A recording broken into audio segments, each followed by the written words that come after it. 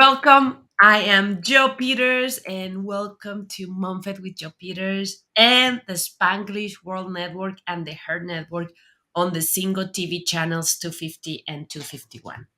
Please remember to download the single TV app in the respective app stores and iOS and Android devices. While you download, make sure to rate and leave a comment. The app is free. Single TV is also available in Google Chromecast, Amazon Fire, Fire TV, Roku, and Roku Stick in all the smart TVs since 2016. And if you are in your phone and social media, make sure that you are following me at Joe Unicorn Coach on Instagram, on Facebook. I handle my own social media, and I would love to hear from you if you have any questions, any challenges, any problems, any doubts, because our mission in this show is to help you to win the marathon of motherhood without burnout. And if I don't know the answer, I will find a beautiful and expert guest like Jamie that will come to the show and help us together. I am super, super excited to have um, Jamie with us. We're going to be talking about a lot of tools because, as Jamie is going to explain, parenting doesn't have to be exhausting. Even when sometimes we feel like we are exhausted, we just need to do some good tools on it. So, Jamie uh, has warm experience in professional counseling, and she gained wisdom from parenting seven wonderful children. Bless your heart, because I barely start with one. Jamie works as a dedicated parent coach, speaker, and author, and she offers valuable insight and practical guidance to empower those with unique journeys of parenting, understanding that every parenting journey is unique and every child is unique. Jamie is the founder of Parenting with Personality and the creator of the Calm Connection Parenting Coaching Program. She equips parents with tools and strategies they need to foster meaningful connections. She understands the struggles that can be dealing with children and that who might be highly sensitive, highly emotional, intense, or exhibiting challenging behaviors. As a regular featured guest on Channel Mom Radio, her relatable stories and humorous anecdotes bring laughter and inspiration to moms, dads, listeners, making parenting enjoyable and fulfillment adventure like it should be. So I am super excited to have Jamie here. Jamie, welcome to the show. I would love for you, first of all, tell us a little bit about your story, how you found that this is your passion, that this is your mission, that you were meant to help parents to enjoy parenting and find that it doesn't have to be exhausting all the time. You bet. Thank you so much for having me. And I'd love to share a little bit of that story. From the time I was just a little girl, the only thing I ever wanted to be was a mother. And I can remember when they wanted me to find a career and they said, you're graduating top of your class, you have all of these scholarships, you have to find a career. And I just wanted to be a mom. I just wanted to be a mom. But I went ahead and I went to college. I got a degree in counseling because I knew I could help people. And I knew whatever I learned in counseling, you can use in relationships all across life. And so thankfully, God has given me the chance to be a mom, and seven times over, and what a blessing that has been. But sometimes parenting can be a challenge too. And as big of a blessing as it can be, it can have its hardships. And we've had some of those hardships, especially as we've helped some of our kiddos work through some mental health issues. And it can really be exhausting on a parent. It can be trying on a family, and it can really wear on relationships. And so as I worked as a professional counselor, I knew I enjoyed helping people, but I knew that I wanted to help them even more closely on the daily routines, what it looks like every day, not just the high points in a 50-minute session.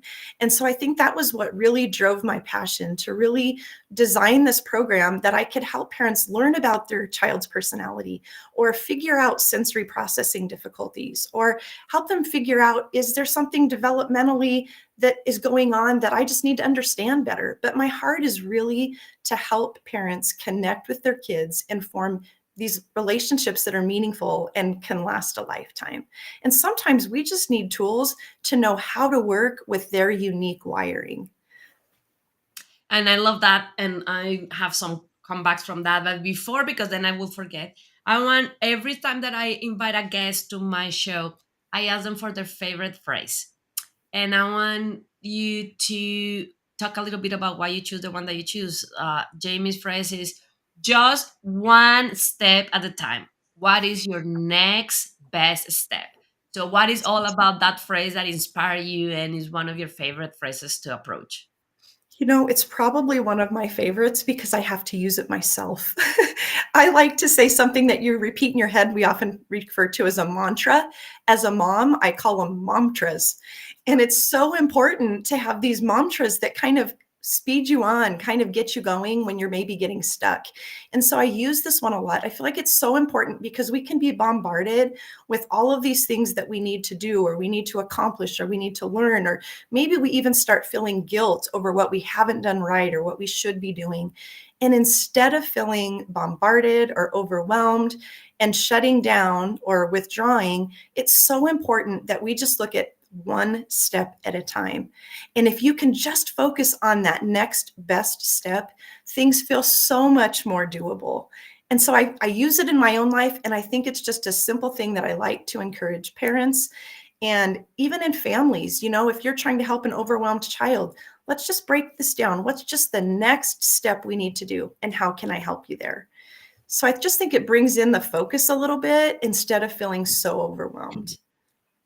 And I love that. And let's gonna just dive in because there is so many things that I want to talk with you about it. The first one is I was kind of laughing when you were talking about the sensory issues because that is something that nobody taught our parents, right? Nobody taught our No. grandparents. And I remember as a little girl, I was never diagnosed, but I remember crying when they put new clothes on me, the feeling of new clothes. And then for my dad, it becomes a big deal in my house because my dad was like, "Oh, you are just being a little brat, and these new clothes that we bought for you, you have to wear it." And I will just cry because it literally hurt my skin. It was a Right. sensory issue. So my mom started just washing the clothes, hiding behind his back because he will be like, "Oh, you are just spoiling her. She needs to learn." But she believed me. But the point with that is, as more we are preparing to understanding that, as more we are going to be able to. One of the other guests on this show had a show for kids that is all about making sure that we raise our kids in a way that they don't need therapy when they are adults. Right. And I think that that is what you are working on. So let's gonna start with a topic that is wonderful, and I think that is going to be key. Tool number one: empathy, and why empathy is key for leading our relationship with our children and our family, and how empathy can actually become a game changer in our life. Absolutely. You know, empathy is so oftentimes not talked about. I never realized what a game changer it really is in parenting. And this is one of the reasons I like to explain when I work with parents. Oftentimes, our kiddos' behaviors escalate because they really want us to understand. So their emotions get bigger, their behaviors become more blatant, or maybe the struggles that we're seeing become more and more common, and all of a sudden we're like, what's going on here? And if we lead with empathy, we start to show our child that we understand what's going on and we care about what's going on. So it might be as simple as saying, hey, I understand that you feel scared. And the minute we say something that simple to them, they can become more receptive, less defensive, and feel like we get them. So they don't have to work so hard to recruit us to understanding. That's already done. And so we can jump in with, you know what? It feels yucky when people are getting to do things that we don't get to do. Or, you know what? I understand that it feels unfair, but I still need you to do your chores today. And we can talk later about how I can do something to help you. You know, it comes in those simple ways that we express to them, I understand you. And when we show our child that we understand them, we see them, we hear them, that is one of the best ways that we can show them that we love them. And I love that. And for because I want to talk to you about this and what tools we can have, because when we are talking about empathy, I want us to be clear into what we are talking of, what empathy is. And in the dictionary, Oxford language says empathy is the ability to understand and share the feelings of others. And I make emphasis on the ability because em- em- being empathic and in empathy is being sometimes wrong label into is something that you have or you don't. And Right. the reality is, as any ability is something that you can develop. So on That's that right. part, how we as parents, how the moms that are pregnant, the moms that had kids, especially the moms that are having multiple kids close to each Yeah. other like yours, how they can work on developing that ability, and what that empathy, what are some of the tools to keep that empathy as part of their daily life. Right. Oh, that is such an important question. And I love that. You know, there's two things that come to mind. First of all, I think it's important that we learn to just take what I like to refer to as a powerful pause. And it sounds so simple that maybe you could just skip it, but you really can't, because that powerful pause allows you to stop responding and just think for a minute. Just think for a minute about what's really going on. And then I encourage people to just really listen, just hear what's happening with your child. And if we really listen, sometimes what they feel is the problem isn't what we really thought was the problem. And so, if we're really taking in what is it that they're feeling, and we're trying to kind of predict in our head, what is the feeling behind this? Is it anger? Is it that they're scared? Is it that they're worried or stressed? Maybe they're uncertain. So many of those are words that our kids don't have a vocabulary for. So they can't tell us, I'm feeling worried, or I'm feeling stressed, or I'm uncertain about what's going to happen today. But if we can say to them, you know what? I bet you're feeling a little nervous that you don't know what's going to happen when we go to the doctor. Or I bet it feels a little weird to be going somewhere that you don't know what we're going to be doing. Those are simple ways that we essentially try to put ourselves in our child's shoes and understand how are they seeing this situation. I oftentimes encourage parents, when you're having trouble being empathetic, to put yourself in a similar situation with a boss. If you walked into work one day and you were feeling really uncertain because you had no idea how to execute what he had asked you to do, what would you be feeling? And how would you want him to talk to you? And how would you need him to take time to listen to you? And how would you know if he understood? And oftentimes, when we shift it from parent to child and we think more in terms of, if this was a spouse, if this was a friend, if this was a boss, what would I need? That's what we need to offer. And I think that, as you talked about, is how we develop that empathy. And I don't think we get to let ourselves off the hook like, oh, I'm just not an empathetic person. It's just not in my personality. These are skills that are so important for us to learn. And we learn them in other areas of life, like with a boss or in a relationship. And it's equally important that we exercise them with our children. And there, what I was thinking, I was thinking on that of the empathy that will be that normally we don't pause and we don't reflect is helping our children to know that we were children too. So when you said, I can imagine that you are scared, maybe go even a step forward and remember when I was a child, I was scared of, oh, you know what? When mommy was a little girl, she was really not comfortable with this or that. So then, because I think that part of that empathy is that having those feelings, and that could be challenging for a kid because they tend to compare themselves with us without knowing that we have 20, 30, 40, 50 years more than experience and working our emotions. So they can think, oh yeah, it's easy for you to say to it's okay to be scared, but you never are scared. I never see you scared. And I think that that is part of, I would love to hear your feedback on this, on why it's important to share out loud when we are struggling with emotions even as an adult, so then when we go and help them, they really believe that we are walking the talk. Because Mhm. like it's typically the, I don't know, I think I was feeling it, I was talking about this with my other business, but it's almost like when you are hearing PMS advice from a male, Right. and then you are like, well, that's all theory, you never had PMS, so You have no idea. no idea. But then I was thinking when you Mm. were talking that that is what our kids can feel. Like if our kids always see us being brave to go to the doctor or calm down or not fear, and we told them things like that, they could be thinking the same. Like, okay, it's very easy for you to say it because you always have your shit together. So how much compassion and love can be for us to allow ourselves to be vulnerable in front of our kids, so That's then they can say, oh, so you were scared before and now you are not? Oh, I can do the same. right. Oh, you said so many good things there, and I think that is so important. And, that is how we grow in empathy. We start hearing what it is that they feel, and we think, "How can I identify?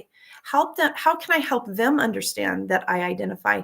And stories can be so powerful with our children. You know what? I remember what it felt like to be jealous. Do you wanna hear a story about when I was jealous? I had this friend in high school, and this is what happened, and then this is what how I handled it, and this is how it felt. I remember sharing such a story with my kids driving along in the car one day, and then every time we passed that landmark, they would bring up the story about, "Remember, Mom, when you used to be jealous?" As painful it was to be consistently reminded of something I wasn't really proud of, it formed a connection that you haven't always been what we know you to be, and you can identify with us. You know what that feels like. And you know what? We grew in that way too. You mentioned the whole sensory thing, and we really had to learn empathy when it came to understanding sensory difficulties with one of our kids. Especially when you have 7 kids, you don't you try really hard not to compare them, but when you have 6 that handle mealtime with no issues, and all of a sudden you have 1 that continually struggles with every meal, it can be hard to find empathy for that because you've seen 6 other times that meal times weren't an issue. But we had to realize that his sensory processing was like off the charts. He struggled with tastes and textures and smells and sounds and, fears over the food. And until we learned about sensory processing, which you're right, we don't hear about that as moms until it's impacting our lives.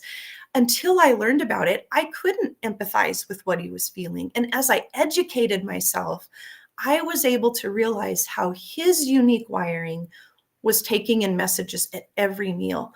I could understand why he was struggling with it. I could understand how to express to him that I understood. But then together, we were better able to collaborate and problem solve. So, if this is the struggle, what can we do about it? And so, sharing those stories of things we've struggled with, things we've overcome, can empower them if we're willing to be real and, like you said, vulnerable.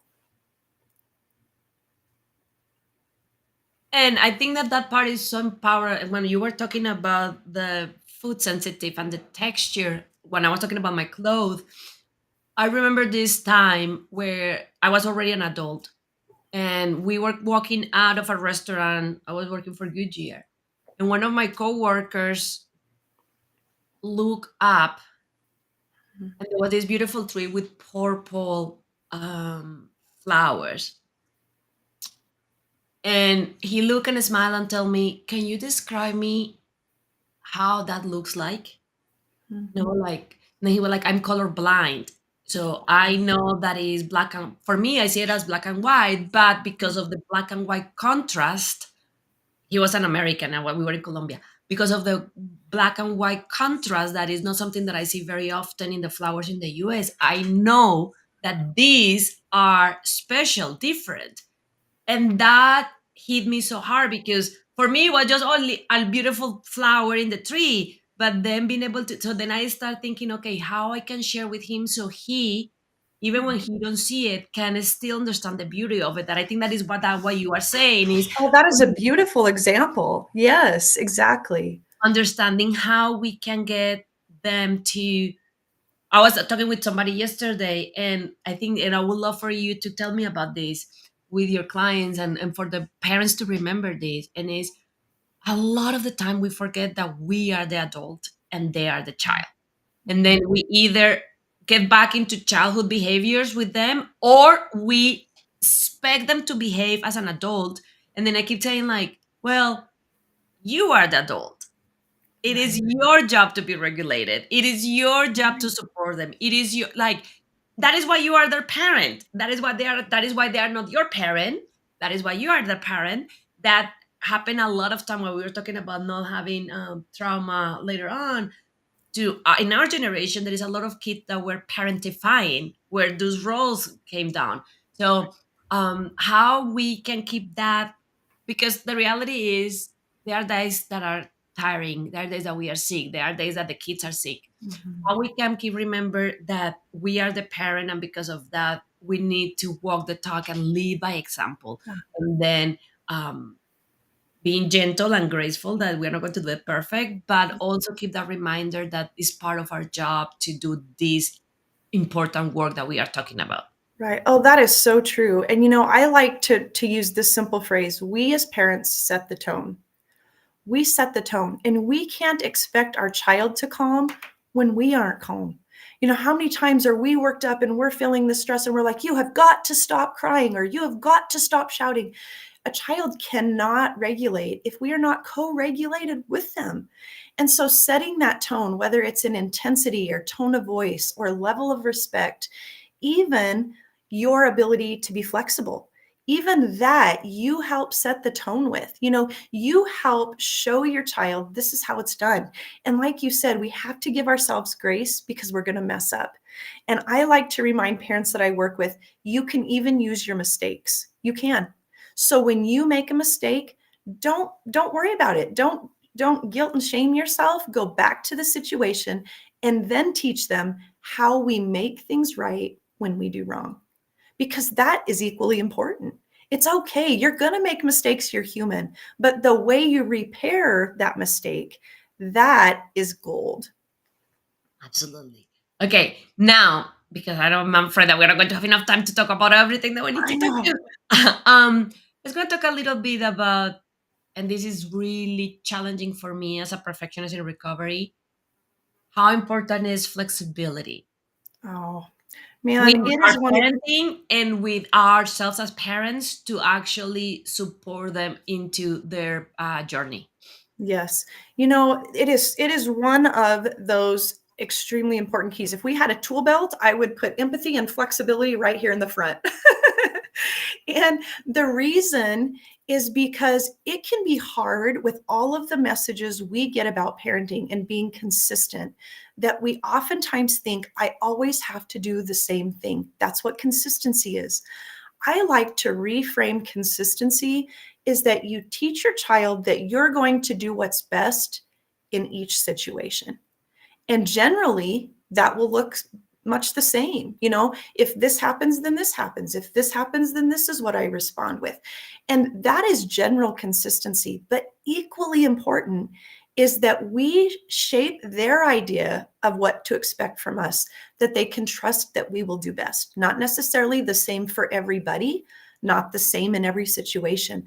But sometimes as parents, we need to feel the permission to be flexible and also the boundaries of being flexible. We don't have to worry that when we're flexible that we're letting them walk all over us, so that we're being permissive or that we're giving in or that we're letting them wear the pants. And we get so many messages in parenting that if we give it all, that's the kind of parent we are.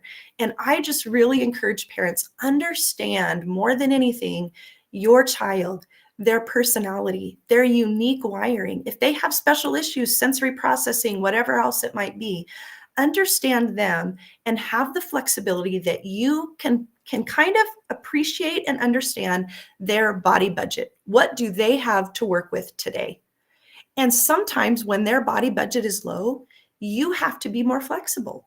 On days where they have more in their body budget to work with, you can stick more to the line of when this happens, this is how we respond.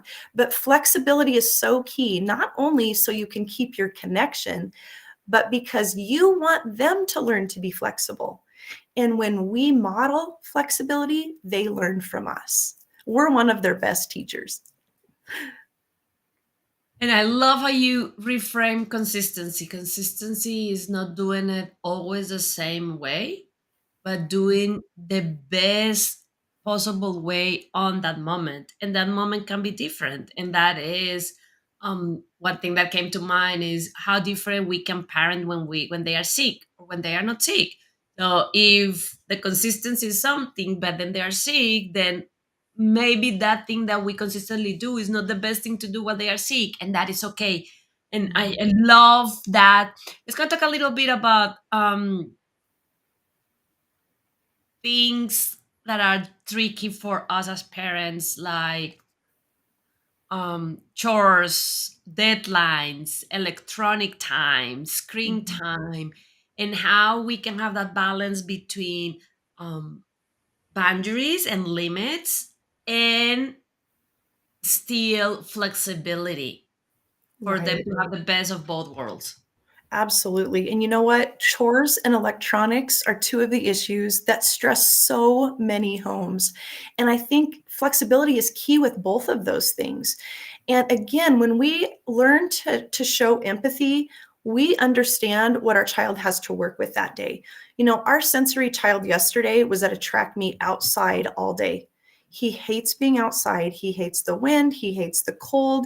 He hates running. I honestly don't know why he went out for track because it seems like a real mismatch, but he wanted to do it. And I knew that because of his sensory wiring, the day was going to be exhausting to him.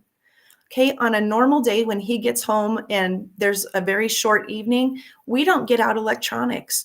But I knew that his system had been stressed all day and that it took a lot for him to really push through. So I messaged him in the day and said, you know what, you're working really hard today. I'm wondering if a little bit of electronic time tonight might help the day feel easier. Those are ways where we exercise flexibility that say to our child, I see you, I hear you. More than anything, I understand you, and I'm willing to work with you. When it comes to chores, there may be days where chores happen seamlessly and you don't have to say a word, they may just get done. Count those days a blessing. Other days, it doesn't work like that. And you're like, I feel like I keep giving reminders. We start a chore, but we don't finish a chore. We complain about a chore, whatever it might be. I encourage you to have the flexibility to come together with your child and collaboratively decide, okay, this is the thing. You're part of our family. We all live in this home. There's going to be things that need to be done. What kind of things would you like to be in charge of? Sometimes the things they throw out, they'll have better buy-in, and they're things that really need to be done anyway. If there's a task that you really need to give them, talking through why does this task feel hard? What might make it feel easier? They may need some supports, like you doing it alongside them for a couple days, and then them learning and easing into doing it on their own. But the flexibility that you can say, this child may do it seamlessly with no problem. This child may need different supports along the way. You can be a consistent parent and have those two look different. Oh, I love that, because that is something that is, especially with the older generation, so big into they need to be treated the same and they needs to be the same for all of them. And I love how you are giving the parents the the freedom, the open check to say no. If you're Yeah. My grandmother used to say that children were like your fingers. There was not one that was the same that the other. When we use that and say, hey, with all of these things, I'm gonna be flexible to work into what is best for each of them depending on their needs. It's powerful. The other thing that I was thinking that I see with my son that I try is be willing to drop our own agenda of what we want and what we want to see and do with things like course, because it's a lot into what being curious about what is interesting for them. So for example, My child is all about cleaning, like sweeping and cleaning, and the dishes and cooking. He's not as much into picking up his toys after. He's not much into his bed. He's not much into some of these other things. So instead of me having my own agenda of I want him to fix his bed every morning because that is going to be a skill, blah blah blah, on the story that we have. Like, okay, I'm gonna foster the things that by default he enjoys and feel interesting. So his chores are helping with the dishwasher, are helping with the cooking, are when there are spills, cleaning. And then for the picking up the toys and the other ones, then we do it together. But I am a lot more doing it with him than expecting him to do it by himself. Like it's almost like that push pull. Right. So when he's doing the things that he enjoy, I'm just pulling. Like he just doing it. I'm just there to supervise. When he's doing some of these other activities that are not the one like you were saying that he enjoys, then I'm there pushing along the way with him and doing it with him. Right. That's a great example. And again, this is one of those situations where you can kind of relate it to if this was me and my boss, how would that feel? If you walked into a job, you were excited about this job you got, you walk in first day and your boss says, "Okay, this is what you're going to be doing. You're going to be answering phones for 6 of 8 hours in the day. The other 2 hours of the day, I need you to be writing some emails and cleaning the bathroom." And you're like, "Oh man, I don't mind cleaning the bathroom, but man, I really dislike talking on the phone. It stresses me out, it makes me anxious, whatever it might be." And you were like, I don't know how I'm going to do that. And there was no wiggle room on that. And you were just like, how am I going to do this? It would stress you out. But if your boss was like, okay, what kind of things are your talents? What are you good at? Where do you excel? and and you would still get the job done, or somehow you would figure out ways to communicate. You may need a little communication over the task. You may still have to execute that task, but you might come up with some creative ways to get phone calls made. Maybe you'd find ways that you could spend less than 6 hours doing them. Perhaps it's not even that important that you be the one to make those phone calls. Maybe there's a team member where you swap tasks with. I think what's so important is that we keep in mind, is this a heart issue? And when we focus on heart issues, we don't have to worry so much about the behavior. And what I mean with that is this: we want our children to learn to be responsible. Is it important that they learn how to scrub a sink every day? Or is it that we want them to do some task every day so that they learn to be responsible with a daily task? And I think, again, that's where our flexibility comes in as a parent, and we can be better flexible when we're focusing on the real heart of the issue and not the other details that can be part of our agenda. Maybe we feel like a good parent if our kid makes their bed every day. But you know what? If you have a kiddo that wakes up and can barely get dressed and ready for school on time, guess what? One thing I took off my table: the bed getting made in the morning. You know why? Because no one sees that bed all day long. And you know what? Later in life, we can talk about why we make a bed or how it might look better. And truly, when he leaves home, he's going to decide if he makes his bed or not. But I will have helped him learn how to streamline his mornings so that mornings can be pleasant, so that relationships don't have to be negative when you're stressed beyond your means. And I've understood that his body budget in the morning is small. And I've learned to work within his unique wiring for what he's capable of. And I love that because that is reinforcing very clear the message of as a parent we need to check out into my own agenda and my expectation versus the unconditional love that we all feel with our children, into meet them where they are. And that makes me think of, I don't know, I use this a lot, but that cartoon where you have a teacher and then you have a fish and a monkey and a lion and a bird, and it says they all will fail if you test them and judge them based on their ability to fly, because based on Yes. their ability to fly only the bird is going to fly. Mhm. And then I think is that is understanding that is not that we are not being helping them and that we are being permissive. Is understanding that as more we understand where they are great at and we leverage that, instead of keep working. One of the things that I have a big problem with the schools is that kid comes with grades and had 4 A's and 1 C. Parents, instead of reinforcing the 4 A's and getting them into camps on those 4 A's, because that is what they naturally are good at, what they love, what we normally do. Yeah. Oh, we need to figure out that C. See, We need to improve that C. We need to have a tutor. You need to have more classes of that. So we are actually reinforcing and doing the things that they don't like, and getting to that perfectionist mind. So I love your approach into the first step is understanding where your child shine.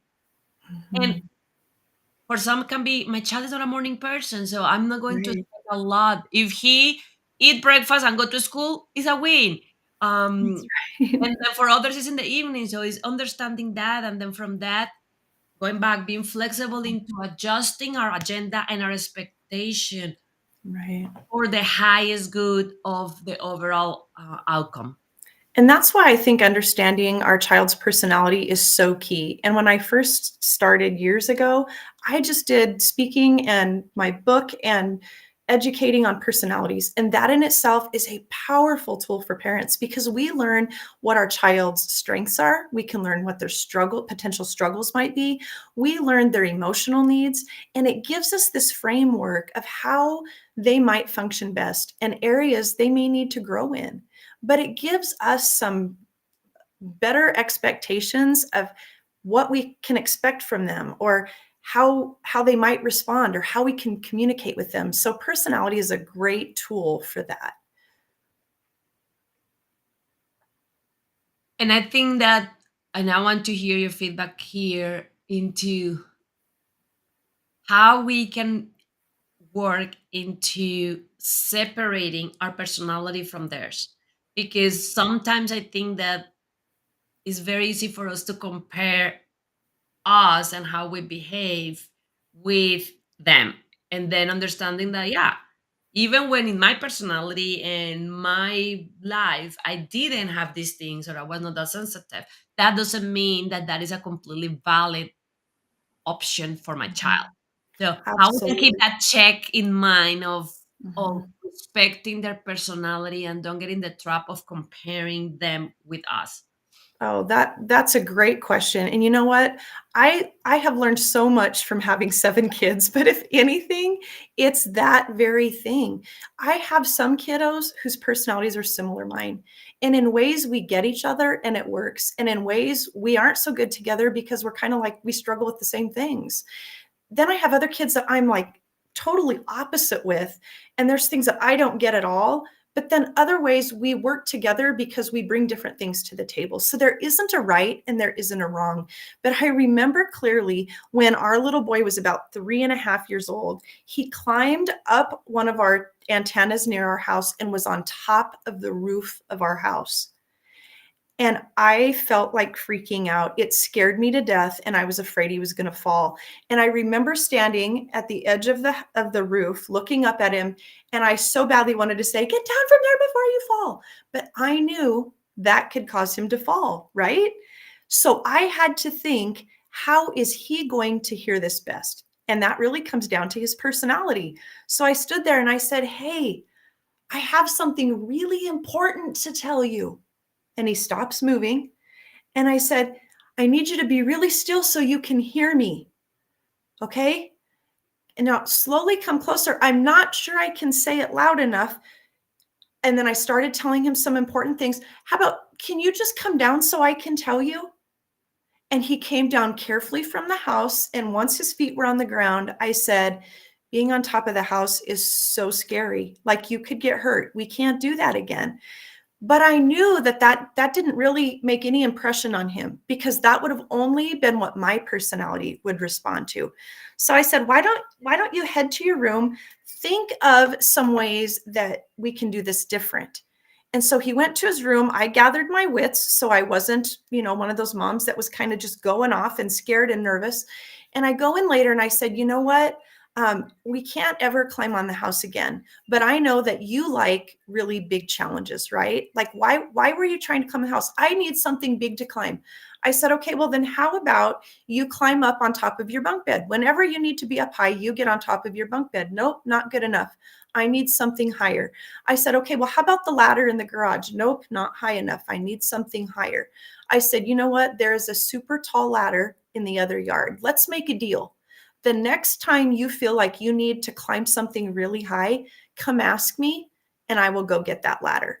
Guess what happened? He never ever asked for the ladder and he never ever got on top of the house.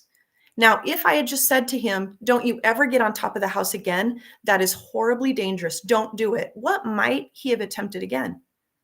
Get on the house, right? Because we hadn't really solved the problem. And even worse, doing it hiding.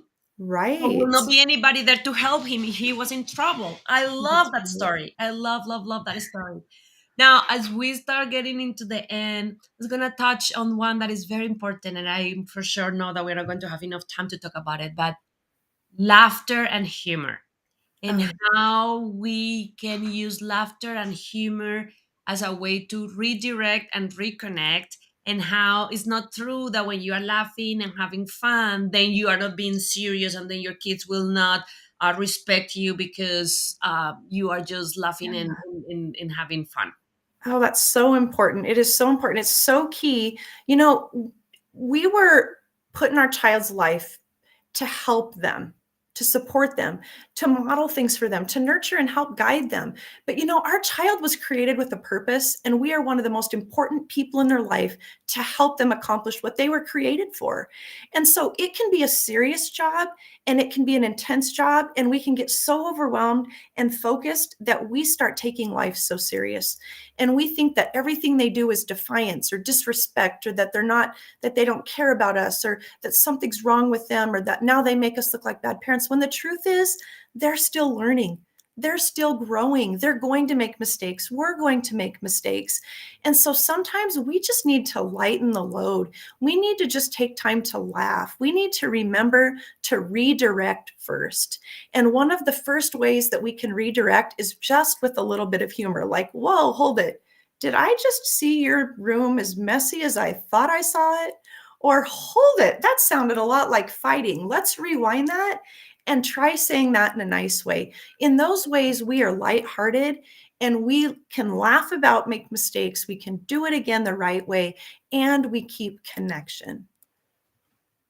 I love that. And the other thing that I think that is important and remind us is our brain learned the best when it's having fun. And that is one of the reasons why there are so many studies that saying that. And actually, I was even thinking in showing that there is a research that is showing how much better problem solving and decision making the CEOs of some companies are having when, as part of their weekly work week, they Mhm. have 4 hours of do your hobby and go and have fun. The Yeah. company is going to literally pay you to have fun, and people are like, "What?" Like, and they don't, yeah, because they start understanding Mhm. that literally after they went for 4 hours to golf or to do pottery or to paint and have fun, they will come and their brain will be just wiring in so many powerful ways. It does, it rewires it. It gives them energy. It adds to their body budget. It gives them more to work with. When we use fun, when we interact, when we play, when we use appropriate humor, never making fun or putting them down, but honest fun and laughter, it creates that connection and it increases. It's like putting money into their body budget so that when they need to withdraw, it's there. And I love that. And then, really quickly before we start wrapping up, one thing that is important, especially for generations, is being very clear that humor Mhm. or joking never make anybody feel bad. Mhm. Or is So it anybody's expense? Yeah. it's not at anybody's expense. So when we're like, "Oh, Mhm. I was just joking," no, you were not Mhm. joking. And Yeah. then when we make fun of a child and we put them like sometimes as the reason for everyone in the family to laugh, and we're like, "Oh, but Jamie and Joe told me that that humor was good." That is not humor. That is, I will Mhm. say, even I will say that child's abuse. That is abuse. Yeah. Humor is when your child is laughing with you, not when you are laughing at your When child. you can laugh together, and if you're gonna laugh at any mistake, it should be your own, nobody else's, because you know what? Having people laugh at mistakes is just brutal. Nobody needs that. We are guilty, and, we shame ourselves. We're full of guilt on our own. We don't need a parent that accentuates that. We need to really foster grace, and if we're gonna laugh at a mistake, it's our own. Otherwise, the humor is fun, and everybody can interact and agree that this is what brings us closer. So humor and laughter that bring you closer. And I love that way to finish it up, going back into what you always say, and that we as parents set the tone into, if we thinking that is how we can set up the tone for more laugh and more humor and more play with Yeah. our children, for them to have that fertile soil for everything else that we are planting to grow nice. Jamie, I love having you. I'm for sure going to have you back. You are Great. an ocean of wisdom. You have a beautiful energy. I love what you are doing. Oh, As we thank close you. the show, can you, if you could have just one message to all the moms around the world that are watching the show today around motherhood and parenting their children, what would be that one message? Oh man, just invest today in the relationship you want to have with your child for a life. For life. And when we do that, we pay attention to the things that really matter and not all of the other static. I love that. Pay attention to the things that really matter. Pay attention to the things that are going to matter in 10 years, in 20 years, in 30 years, not the noise. Awesome, awesome, awesome. Jamie, if people fall in love with you like I did, how they can find you, how they can connect with you, where they can find more about you and your work. You bet. Parentingwithpersonality.com online, and then on Facebook and Instagram at Parenting with Personality as well. And I would love to connect with anybody. Feel free to send a message or connect through social DM, whatever might work for you. But thanks so much for having me. You're very welcome. And again, please go and find Parenting with Personality. I think that is amazing and a good reminder that we don't need to parent like anybody else. We need to parent with our own personality and with the personality of our kids. And then they both are unique. So, Parenting with Personality in social media, parenting with personality.com to learn more about Jamie.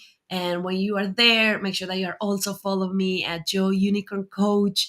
We are here to support you. We are here to help you to win the marathon of motherhood without burnout. And like we start the show, we are going to finish it. Understanding that doesn't have to be exhausting, and understanding that if it's feeling exhausting, I will invite you to send a message to Jamie, send a message to me, and say, I don't know how this cannot be exhausting, but I need help. And we will find ways to help you to know what are the tools that you need to implement. Thank you so much for being here, You Jamie. bet. Have a Thanks for wonderful. having me. You're very welcome. I will for sure say you up for another one. And Great. congratulations on the 7 children. Thank You you. have fun about all the stories about what happened with them growing up. And for everybody else in the audience, thank you for tuning in, sending us a message. If you love the show today, I would love for you to give a comment and rate us and subscribe and like us. That is how we are able to move this message even bigger around the world. And remind you that this show can also be heard on the Spanglish Radio Network. Please check out www.spanglishworld.ca for all the news and programming. A Spanglish World. Watch it, hear it, read it, download it, and live it. Thank you.